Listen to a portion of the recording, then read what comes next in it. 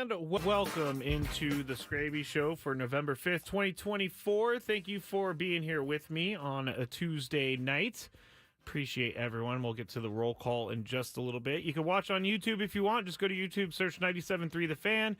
You will find it there. Also, you can go to Twitter or X at Matt Skraby, MattsKra, B as in boy, Y, and Twitch, 97.3 The Fan. So you can watch everything right there. The YouTube chat is already going, and there is a nice little Skrabinator community forming on the YouTube chat. So I know that there are a lot bigger things going on in the world right now for tonight, but I am just looking forward to giving everyone a little bit of an escape from things for an hour or so, because it's an important time. So, you know, that's what we're here for. Sports talk. We're not here to talk about the serious stuff. I mean, we can and we have when it's necessary, but mainly I think people are coming to us to hear something different, something that they're not hearing on the news every morning, not hearing from their friends. And so we hope you enjoyed today on 97.3 The Fan, just looking to give everybody a little bit of a distraction. I will definitely give you a distraction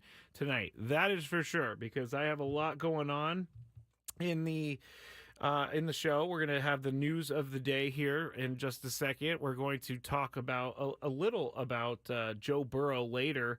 Joe Burrow, I think he has an RBF, and I can't really say that on the radio, but he has a resting blank face, and he was asked about it, and so he had to comment on it. We'll talk about that a little bit. We also have some of the other stories. Robert Zemeckis, like I told you at the end of the show, we're going to get into some weird stories, like side stories, like Robert Zemeckis is talking about Back to the Future 4, and I'm not a fan of it, and I don't think it's going to happen. I don't even think he's really talking about it. And then that Cryer Ball whiskey as well, we will talk about. But we'll also talk about the first base position with the Padres. I mean, just like second base, it's not much of a conversation because we don't really have enough information yet for 2025 on first base. We just don't know where the team is going to go. But we'll get into that as we go along. But I think it's time, if you haven't heard, you just got in your car, we have some big Padres news to tell you about. It's time to get caught up on the latest with the news of the day. So the big news for the Padres today, it has not been officially confirmed by the team. I will say that. I want to make sure that I say this has not been officially confirmed by the team, but all reports I am reading are saying that this is going to be announced tomorrow or later this week. But I just have to make that little differentiation, because this is not like officially official until the Padres do, but everybody's reporting it. Padres manager Mike Shildt has signed a 2-year extension with the Padres that will keep him as Padres manager through 2027. The reason they did this, he was going into a lame duck contract year, meaning he only had 2025 left on his contract. He did not have a future planned with the team, but they took care of that really early on in the process. They got this out of the way, and they got Mike Shildt as Padres manager through 2027. So I think people feel really good about it. I know I feel pretty good about it. I think people are, just happy that there is a manager that came to town and he did what he needed to do to get his team over the hump and back in the playoffs. And even though we may disagree, not him and I, but there's some disagreements between fans and Mike Shildt about how the season goes. But ultimately, this was the only thing that the Padres could do, was bring back Mike Shildt for 2 more years on top of 2025. And it just really, it provides a little bit of it relaxes people, because you're not worried about whether or not you're going to have a bad manager if you're a player. You're not worried about the future of yourself. You're not worried about, if a new manager comes in, is he going to like me as a player? Is he going to move me to a different position? None of that has to be worried about. They can go to spring training, and they can know who their guy is. And Mike Shildt is just going to, I think he's just going to keep getting better. It's his first year with the Padres. He has been incredible every year that he's managed, and he took them to the playoffs last year and won a bunch of games. Won more games than people thought they were going to win. But Mike Shildt is a getting an extension for 2 years. All right, next one. And this one isn't a huge deal, but I do think that this person got a snub a little bit. AJ Preller, the baseball gave away the Executive of the Year award last night, and AJ Preller, not even in the top 3 for Executive of the Year. The Brewers' Matt Arnold won the award, with the Royals' J.J. Piccolo and Guardians' Chris Antonetti finishing behind him. So AJ Preller not even mentioned in the top 3, which I do think is a little misplaced. I think that he should definitely be mentioned in the top 3. I know that he did a lot this offseason. We talked about it way early in Gwynn and Chris in the 2 p.m. hour. If you want to listen to the full conversation, go back to the podcast and listen to that. But I think that he should be considered because of things like having to cut $100 million in payroll, having to trade Juan Soto, make the right decisions on the players that are coming back to you, make the right decisions on the players that you're sending.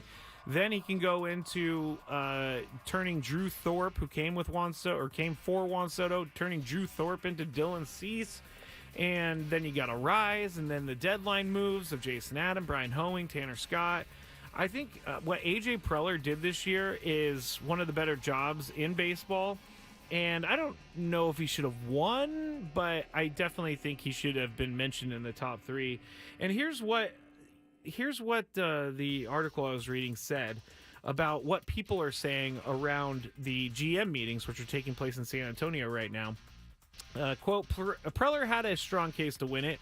All around baseball, from team executives to agents to on-field personnel, there was consensus that this past season's Padres roster was the most complete Preller had assembled at any of his 10 seasons as Padres GM. Even on Monday, as they arrived in Texas Hill Country, some baseball people mused that the Padres appeared to be the strongest of the 12 playoff teams.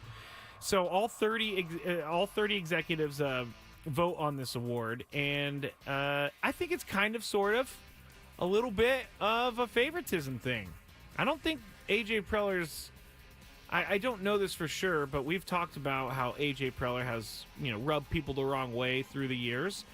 And I don't think that this should affect the voting. They should vote for the person that they think is actually the Executive of the Year. But I think there's a little bit of funny business going on when you have all the executives voting. Some executives don't like him. Some executives are maybe jealous of him because he has a team that's pretty good. And I think this is kind of them turning their back on AJ Preller. I think he did an amazing job. I've already listed everything that he did. I think that it's a bummer that he's not in the top 3. Again, don't know if he would have won because the Brewers were very good and they did a lot too. They had one of their best players go out for the year in Christian Yelich. They made it to the playoffs. They had a new manager, so did the Padres.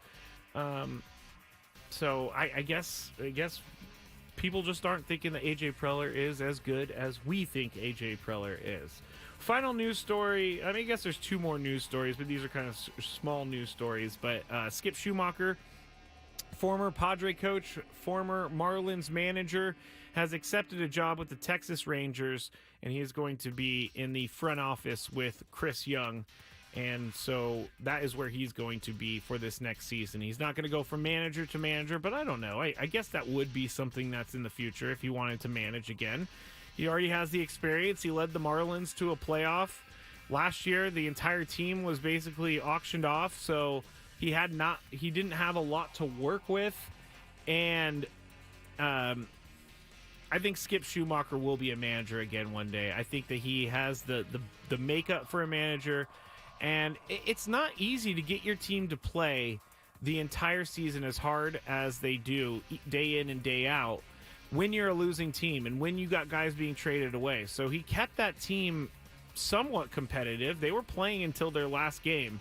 And if you have teams like, the White Sox or other teams, they did not play as hard as they could every single day until the last game. So it tells you something about how Skip Schumacher runs the team, and it tells you something about how players respond to Skip Schumacher, because a lot of those guys could just tune him out. Hey, you're gone next year, most likely. I don't need to listen to you. I can do what I want. But Skip Schumacher demands that respect, and he gets that respect from players, and that tells me a lot about Skip Schumacher. All right. Joe says, saw Ethan Salas hit a 420-foot two-run bomb today. Dead center, tied the game. Ethan Salas is going to be amazing. So that's it for news of the day. We will get into the NFL trade deadline a little bit, but there wasn't really too many huge trades that were made. Marshawn Lattimore, Saints cornerback, is heading to the Commanders. Basically, that's really it, though. I mean, Jerry Jones did the Jonathan Mingo trade, and so he sent a fourth-round pick to Carolina for Jonathan Mingo, and people are crushing him for it because DeAndre Hopkins went for like a sixth-round pick to the Chiefs, sixth or seventh-round pick. Basically, everybody is just, this year has not been good to Jerry Jones, and this year has not been good to the Cowboys. Dak Prescott out for most likely 4 games. I haven't seen if he actually got put on IR yet, but the rumors were out there that he was going to be put on IR, which means he misses the next 4 games. He's automatically out for the next 4 games, but I'm not hating it. You know, the Cowboys for most of my life have been very good, and they beat my team a lot in the 90s. And as a kid, that was devastating. I hated the Cowboys so much growing up, and I'm not hating that they're struggling right now. Not hating it whatsoever. I think that Jerry Jones is going to hold on for as long as possible, but I also think that Jerry Jones I think that he's going to have people start to tell him that maybe it's time to turn the reins over to someone else. Maybe his son, but his son's not doing any better of a job. I mean, they have Mike McCarthy as a coach. The entire organization is not doing great right now. And for being one of the most valued teams in the world in regards to how much the team is worth, they have a lot of fans that are very angry right now. And I think that they're going to have to fix that ASAP. There's just so much going on with the Dallas Cowboys. Oh, yeah, I should have mentioned, too, Christian McCaffrey, 49ers running back at practice, doing his thing, should be playing this weekend against the Tampa Bay Buccaneers in Tampa. Let's go to the chat real quick, see who is in here. We got Nate, we got Blue Meanie, we got Maria, we got Gonzo, we got M. McKee, we got Jacob, we got Thomas, we have Castro, we have Katrina, Random Ham, I think I've already said Gonzo, Dominic, Trevor. We got a lot of people in the chat tonight, so thank you to everyone who is here right now. I see my name in as a clickbaiter. I'm not sure where that came up, or the guys have called me a clickbaiter, but I guess something was happening in the chat about that. I am not a clickbaiter, everyone. We also have, I'm just looking through all the names, making sure we get everyone. I don't want to leave anyone out. We have NY Mike 8 is in here. There you go. I think I got everyone. So thank you all for listening. Thank you all for sharing your Tuesday night with me. Just giving a little bit of a place where everybody can just relax for a little bit. Just talk about fun things, talk about sports, and we'll do that when we get back here on the Skraby Show. We'll talk about first base, and we will go through that position and kind of figure out what's going to happen for 2025. So stick with me.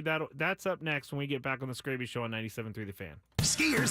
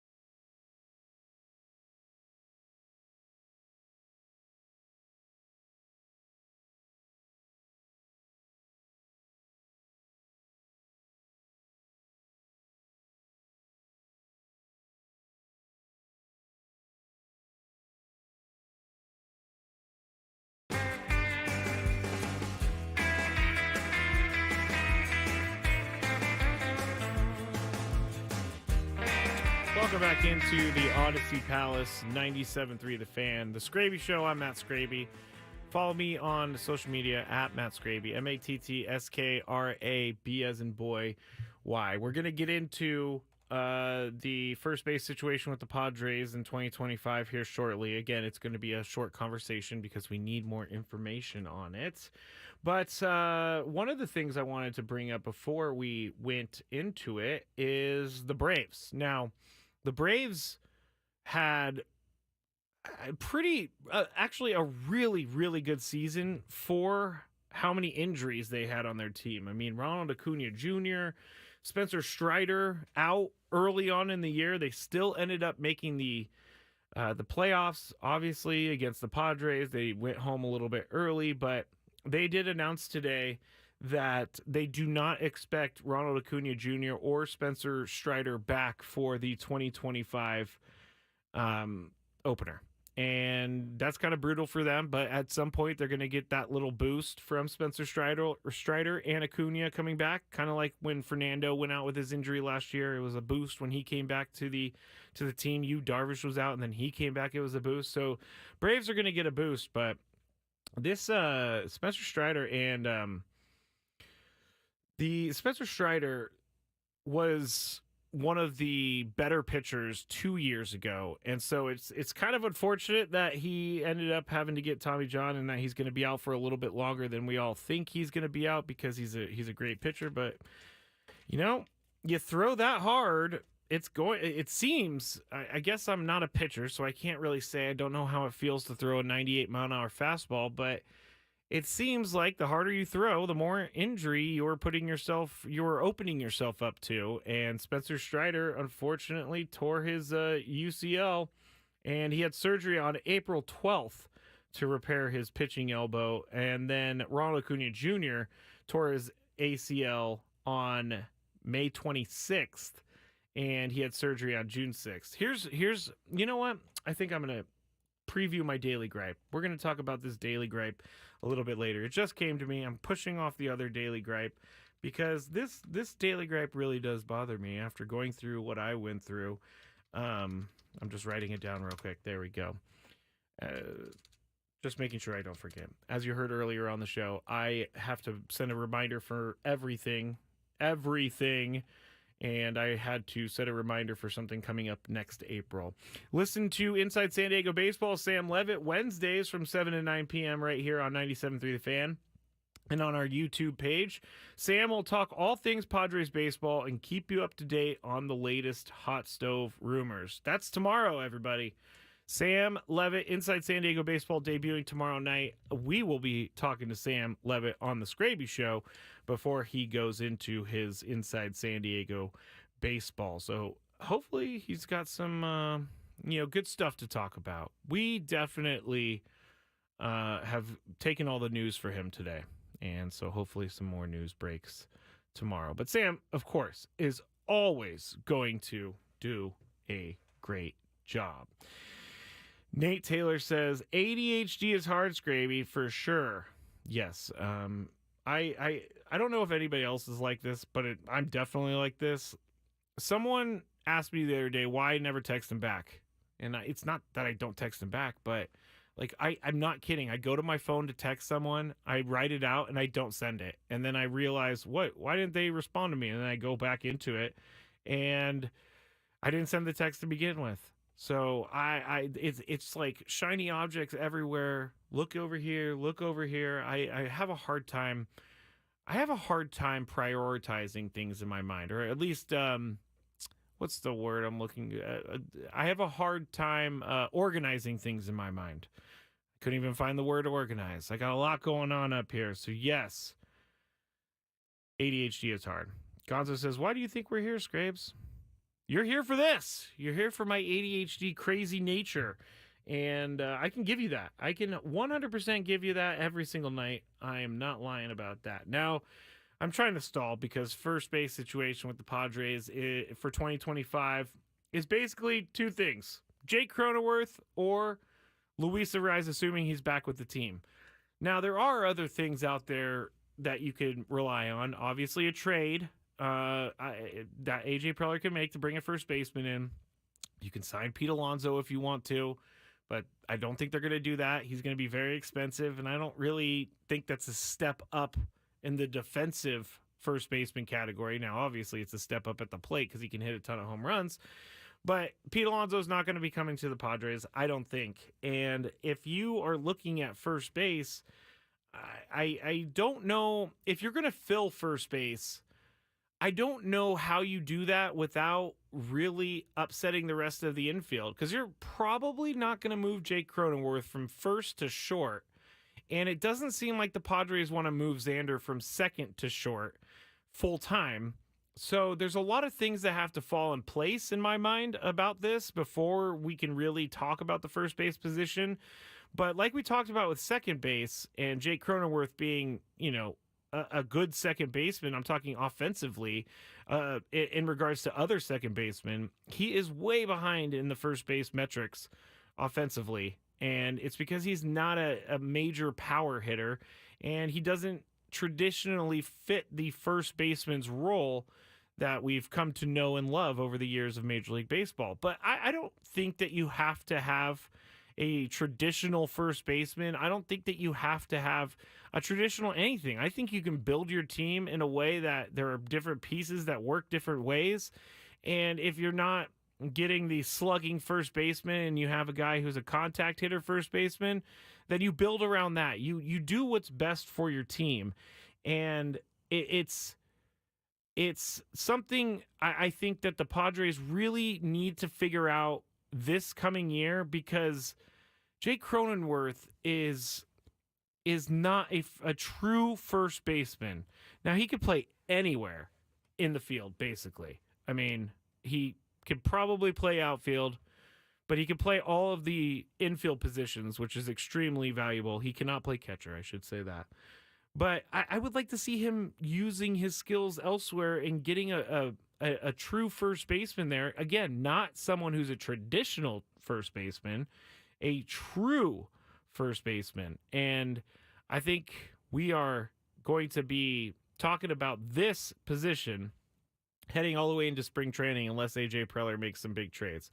And you know what? I should probably look at my phone, making sure no big trades have come through yet. And no big trades have come through. But it could happen at any moment. The free agent market for first base is not great. And if there are good players, then you're going to be paying a lot for them. But Luis Arraez is not an everyday first baseman. We know that. We saw that last year. I don't believe he played any nights back-to-back at first base during the regular season. Now, in the playoffs, he did. He would go from just DH to first baseman and hitting, and then just DH. But in the playoffs, he played all three, or every game. Or when he did play, they weren't scared to put him in there on back-to-back nights. But a full season of Luis Arraez at first base, I don't think is a good idea. I think that he's a good hitter, and I think that he is valuable in the field when they need to have someone rest, but I don't think you can go into 2025 with Luis Arraez as your first baseman. And I don't think you can go into 2025 with Jake Cronenworth as your first baseman. I think they're going to really look at this. And to me, the infield all comes back to one signing that still seems very misplaced. And in my opinion, maybe something that will be admitted as a mistake later on. But having Xander Bogaerts is not helping. And the reason it's not helping is because his contract. His contract is massive. He's making $25 million this year. I can stomach how Xander Bogaerts is playing if he is doing it for like Ha-Seong Kim money. $7 or $8 million is what Ha-Seong Kim made with the Padres. But when you have Xander, you have a log jam. You can't really move the infield around like you want to. Say you wanted to move Jake back to second, then you're locked into making Xander Bogaerts the starting shortstop for the entire year. And I know that he could play the position. I don't think he could play the position like he used to play the position when he was with the Red Sox. And that contract is going to cause problems later on. And I know that they're going all in right now. I just think that the signing continues to perplex me. I like Xander Bogaerts. I think he's a good guy. I think he's a good clubhouse guy, but he's not producing for the money that he signed for. And I think that is what's going to put him. That's where the Padres are going to find a lot of problems of trying to figure out how to get around that big chunk of money that is going to a guy who is not playing up to that level of money. And it's going to happen each and every year going forward. I don't think that they can move Xander Bogaerts. I don't. I don't think that Padres want to pay a bunch of his contract for him not to play here. And B, I don't think a team is willing to take on the Xander Bogaerts contract or even part of the contract. I think, for lack of a better term, Xander Bogaerts and the Padres are stuck with each other. And Xander Bogaerts seems to be okay with that because he, making $25 million. But the Padres are going to have to work around this for years to come. Maybe, I don't want to see it happen, but maybe they trade Jake Cronenworth. But they do have a logjam in the infield. It was so much easier when it was just Jake Cronenworth at first, Xander Bogaerts at second, Ha-Seong Kim at shortstop, Manny Machado at third. Just easy every single day. But there's a lot of different variables now going into 2025. Ha-Seong Kim not being on the team is going to most likely be one of them. I did see this on, social media, Twitter, and I'm not really sure how, real it is. So please, please, please take this with a grain of salt. But there is a Twitter account out there that is, I guess, claims to be, I guess it claims to be like friends with Ha-Seong Kim. It's called Joseph Kim. I've seen it all year long. I'm not sure how accurate this is. So please, again, take this with a big grain of salt because I am not sure if this information is 100% correct. But they're saying that the Giants have already requested Ha-Seong Kim's medicals and that the Giants are trying to sign both Kim and Adames because if they were... So here's the explanation for why they would make those two moves from Joseph Kim. If they get both, they would play Kimmy at second with the idea that the throw from second wouldn't be as bad in his shoulder as from shortstop. Kim was first choice all along, but if he's out until June or July, they need someone else too. They like Fitz, but don't view him as a long-term solution. He'd be more of a utility guy first, one off the bench. Posey publicly said, we're looking for a shortstop position player. So again, I don't know how true this is. I don't really think there's much truth to it because I don't know who this person is. But the concept makes sense. And if the Giants are going to sign Ha-Seong Kim, they're going to pay him money that he is probably not going to live up to, in my eyes. It's going to be hard to live up to what he did in 2023. What he has done over periods of time. We've never really seen a Ha-Seong Kim hit consistently for a full year. And that's what the Giants are going to be paying for is, someone who's coming off of an injury and someone who is kind of a wild card with their bats and on the base path. So again, take that with a grain of salt. But there is stuff in process here. We're going to be talking a lot about MLB news in the next couple weeks, I have a feeling, with the GM meetings. And, they're right there. Why don't make a trade, AJ? Come on. Make a trade. You're there with all the other GMs. Why not make a trade? Bring in a first baseman. Oh, I saw in the chat someone said Christian Walker, who played for the Diamondbacks. I just don't. Here's what I do when I go look at players. I'm going to go look at their SPO track real quick because they have or Spot Track. They have a projection for what they're projected to make next year. His market value. See, his market value is $22 million, Christian Walker. 3 years, they're saying market value is 3 years, $66 million, $22 million per year.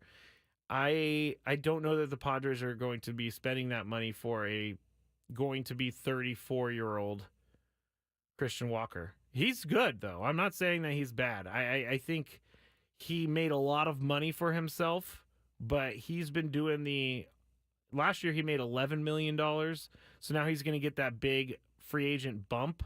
And I'm not necessarily a guy who wants to sign up for someone who's 34 and getting paid $22-23 million a year for the next 3 or 4 years. It just doesn't seem like that's something that the Padres are interested in, not something that I would be interested in as well. But you move some things around. I don't think Christian Walker would be a terrible idea at all, because he's a good player. He's familiar with the division, and the Padres know all about Christian Walker. They've been playing against him for years now, so they have all the information that they need.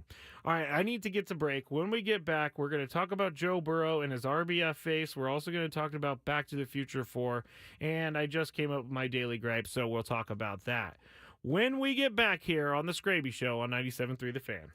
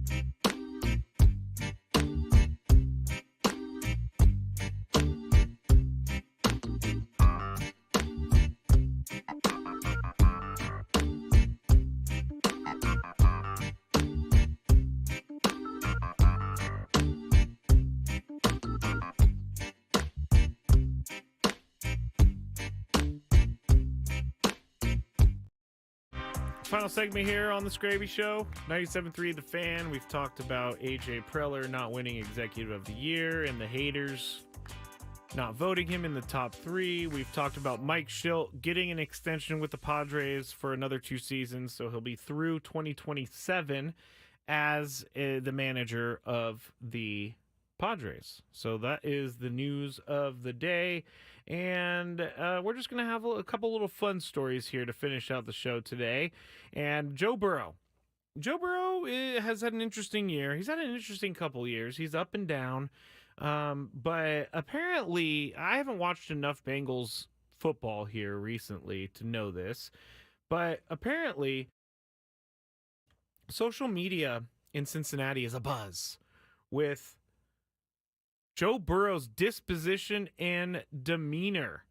I guess on the sidelines, he just has this like stoic look on his face that's like kind of mean, like an RBF face. And if you don't know what RBF means, go ahead and ask your kid or a friend or something like that, because I don't want to say it on the radio. But he also, like, they won their game handily on Sunday.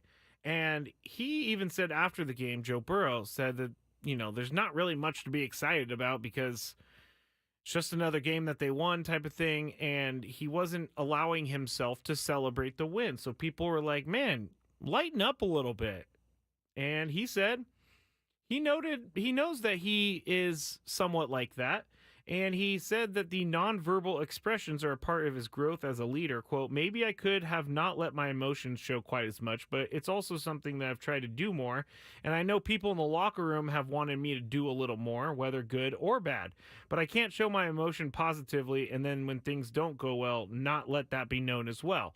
And Joe Burrow is right in this, because if the locker room wants to see him do that, I'm just getting back to the chat, and Jack says resting Burrow face. That's hilarious. Also, Elo has RBF. I have RBF too. I think a lot of people have RBF. Back to Joe Burrow though. He's right. When a team, he's the team's leader. And when a team is struggling or winning, they kind of look to their leader for how they should be acting. And if Joe Burrow is not happy with scoring, I think it was 41 points over the weekend, then the rest of the team is going to take note of that. And I think Joe Burrow has it right here. If he didn't think that they played up to their ability, then he kind of needs to be this guy. And he kind of needs to be a guy who people can look at and be like, oh, I should stop celebrating because Joe's over there and he's not celebrating. I think that people look towards their leaders for how they should react to certain things. And he's totally right when he says he can't be just positive, and then when things go wrong, he can't, he not letting it be known as well. So he has to find that balance. He has to find the good balance and the bad balance. He has to know his team, and he has to know how to handle himself during a game. Because the cameras are always on players. And you know how many times we get players that say something or make a face or whatever, and we see it all over social media, and then that becomes kind of the narrative of that player. And I think that Joe Burrow obviously doesn't care about those cameras, but he also has to think about the whole, I guess, team nature of it all. Like, he has to set the tone for the team, and if he doesn't set the tone for the team, then people are just going to kind of run amok, and he set the tone. So I thought this was interesting, for sure, to hear Joe Burrow say, hey, the team's asked me for more emotion. I've been trying to do better with my emotion, but hey, it's not always going to be good emotion. It could be angry emotion as well.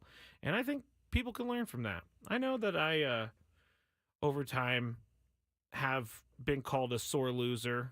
And so when I lose Chris's Fantabulous Sports Game Show, I didn't today. I actually won today. But when I lose Chris's Fantabulous Sports Game Show, I am a sore loser and I have RBF. And everybody has already seen that before. So if you're thinking like, that means nothing, Joe Burrow didn't do anything, he's just being a baby, I think you need to look a little bit more into it, because I think Joe Burrow kind of knows that body language says a lot. And it says a lot without saying any words. If I looked at, like, if I was celebrating and I looked at Joe Burrow and he's sitting on the bench all angry, I'm going to stop celebrating. No one is bigger than Joe Burrow on that team. Not even Jamar Chase. All right, let's go into some fun stuff. I don't know how many people are Squid Game fans, because Squid Game came out, let's see, when did the first one come out? In 2021. I loved Squid Game. I watched it so fast. That's one of the things that I love about bingeable TV shows. And one of the things that I hate about bingeable TV shows is that I am a binger. And so I will watch that show until it's done. And that will be my new schedule. So I watched all of Squid Game in like 2 days. And it was great. Now, the premise of it is, I don't really want to get it wrong without giving away. So you go and play this game with a bunch of other people, and at the end, there's only one person standing, and you win a bunch of money. Now, this is a Korean show, so you win like a bunch of won, which is their currency. And a lot of these people are kind of down and out. Like, they're kind of desperate for money. And so they accept they accept the invitation to go do the Squid Game thing, and then they realize that this is not what I signed up for, and the contestants start to be killed off because they lose the game, and it becomes one of those things as you go along, like it's kind of a commentary on society. And I know that the person who created the show in Korea wanted it to be a commentary on Korean society, but you can see as things get more dire and things get more, they get closer to the end, people are willing to go to different lengths to secure their spot. And you can see this progression, and it's kind of, a commentary on society. Sometimes people go a little bit too far to get something that they want. And so that's the whole premise of the show. And they announced the Squid Game 2, which is going to come out, and they have announced the date for Squid Game 2. And Squid Game 2 is going to be premiering on Thursday, December 26th. So if you're a Squid Game fan, then you will be happy to know that the day after Christmas, you will be able to watch Squid Game. Dominic says, allegory for taking advantage of poor people. Yes, there we go. Benny Knuckles says, ADHDers are all bingers, myself included.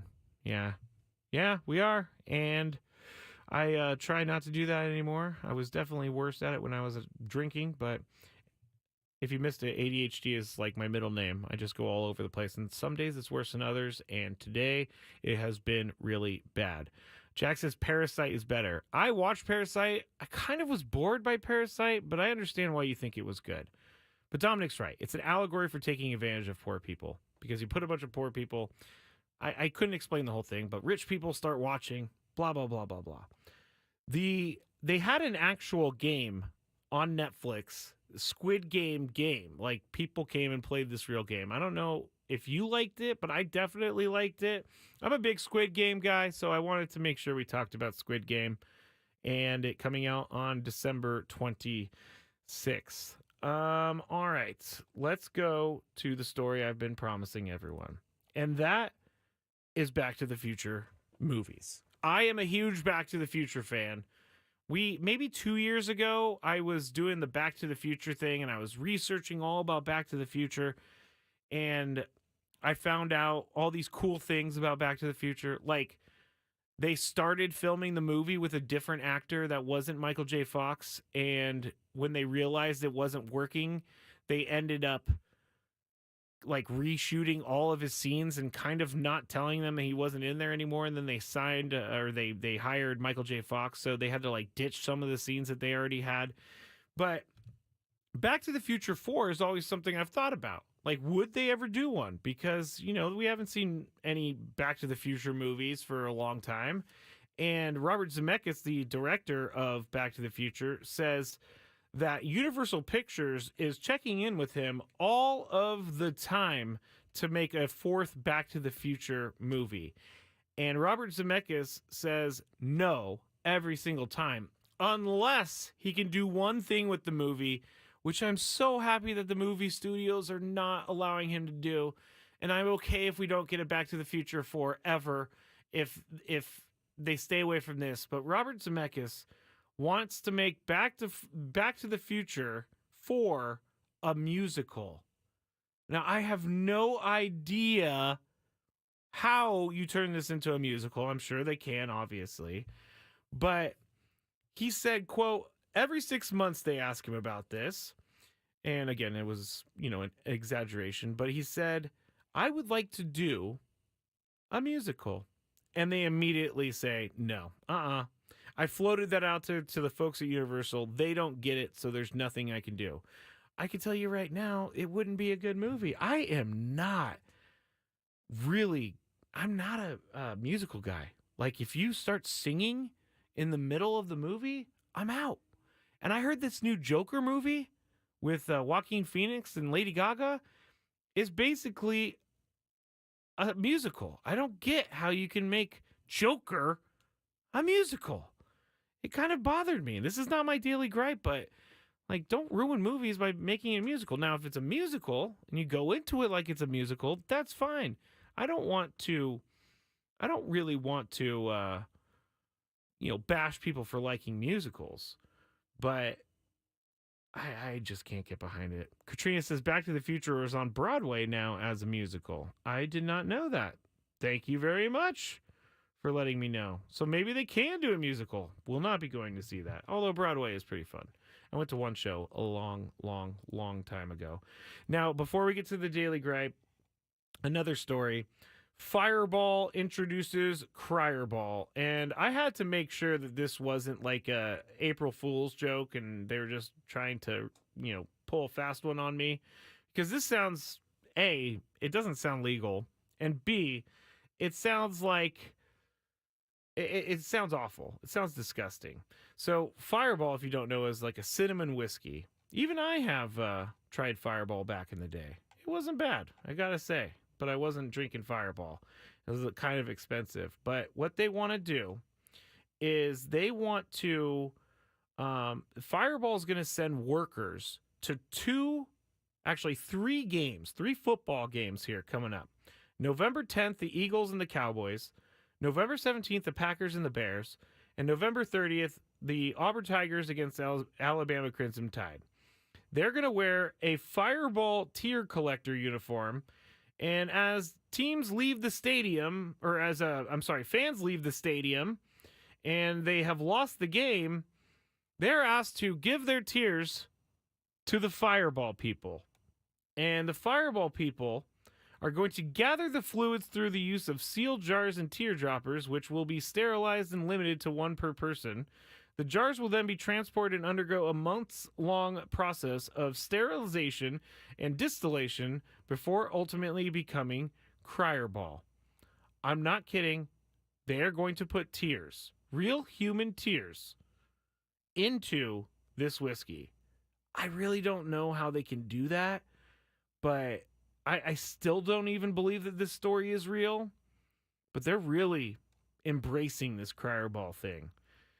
The spokesperson said, "We're on a mission to capture the soul of rivalries, aka the tears of losers at this season's biggest games. The expected result: one-of-a-kind whiskey bottling that is sure to become the ultimate showpiece, allowing for supreme bragging rights next season." So if you want this crier ball, you're going to have to wait until 2025.